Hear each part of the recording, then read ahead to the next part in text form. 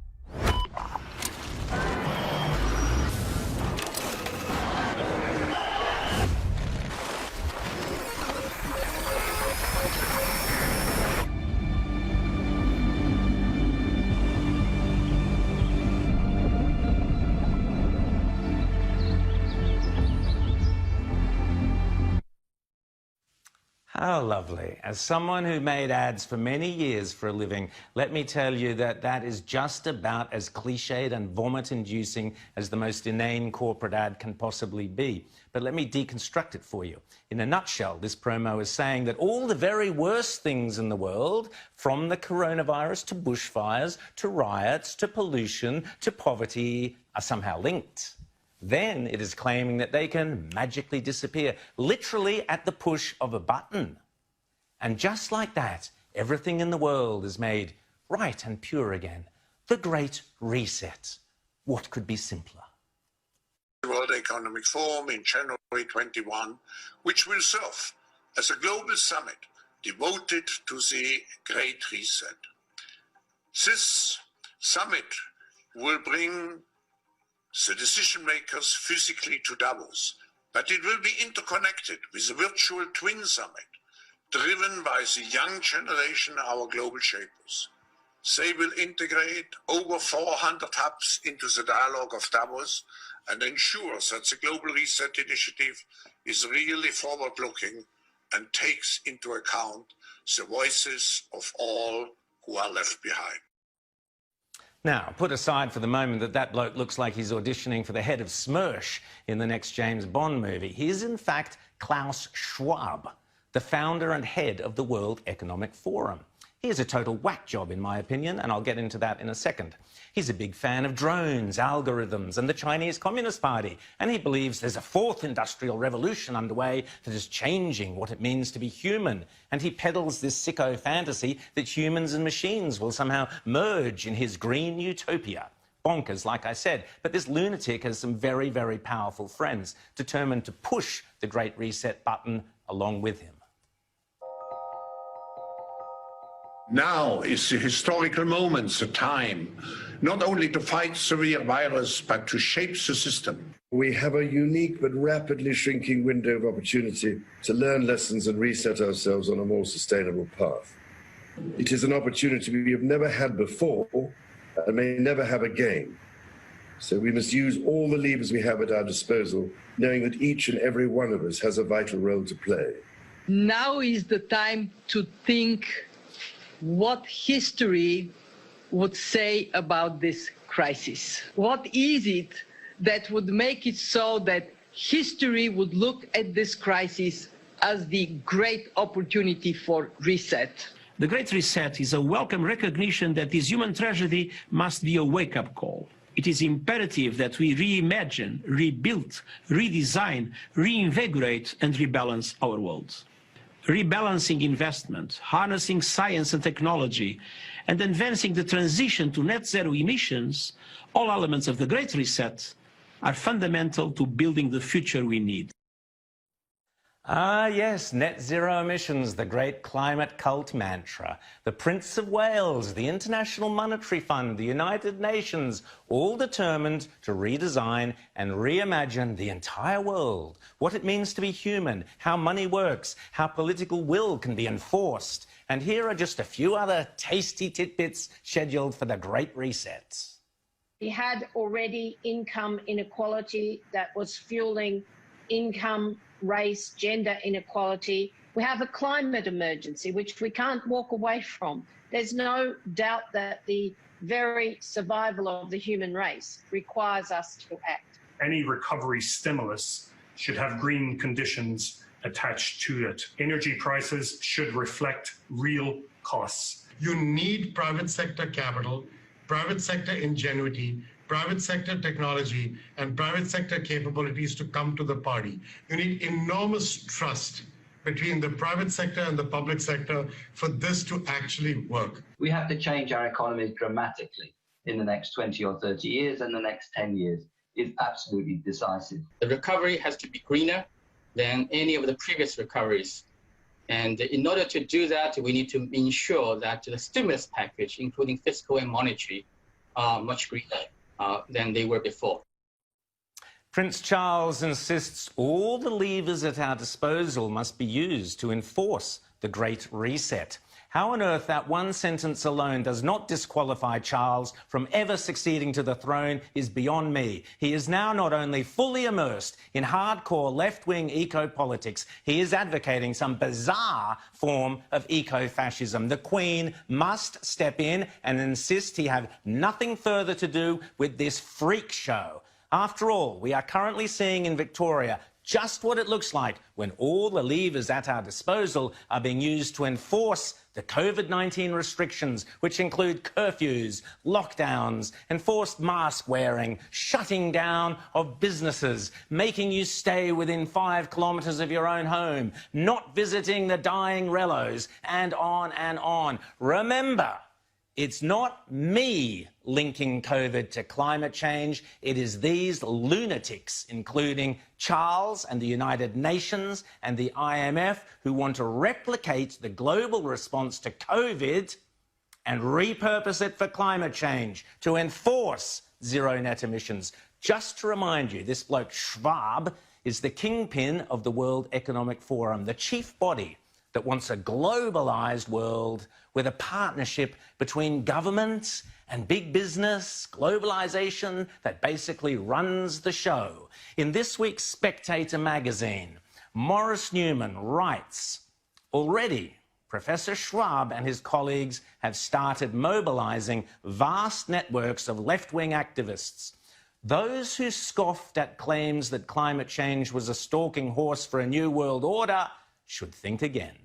That reality is now in full view. Intense pressure will be applied to parliaments everywhere to pass enabling laws and to abdicate more responsibilities to unelected bureaucrats in global institutions. Crony capitalism is anathema to genuine market economies, and giving more leverage to those who encourage it is fascistic, says Maurice Newman. Schwab has written extensively about humanity being altered by machines, nanotechnology. He's a big fan of drones, artificial intelligence. Weirdly enough, Daniel Andrews recently ditched attempts to detain people on the suspicion that they might be about to disobey COVID regulations, has eerie echoes in Schwab's boasting how technologies can intrude into the hitherto private space of our minds, reading our thoughts and influencing our behaviour. And Schwab predicts, as capabilities in this area improve, the temptation for law enforcement agencies and courts to use techniques to determine the likelihood of criminal activity, assess guilt, or even possibly retrieve memories directly from people's brains will increase. All of this, Schwab says, is redefining what it means to be human. Sounding like a demented character in a Batman comic, Schwab also writes gleefully that sensors, memory switches and circuits can be encoded in human gut bacteria, and that smart dust, arrays of full computers with antennas, can now organise themselves inside the body. Yep, this Marvel Comics whack job runs the world's most prestigious economic forum, and every year our corporate CEOs and business leaders go grovelling to him at Davos, and worse, our government wastes your money sending senior politicians and highly paid public servants to dance to this madman's tune. It's a disgrace.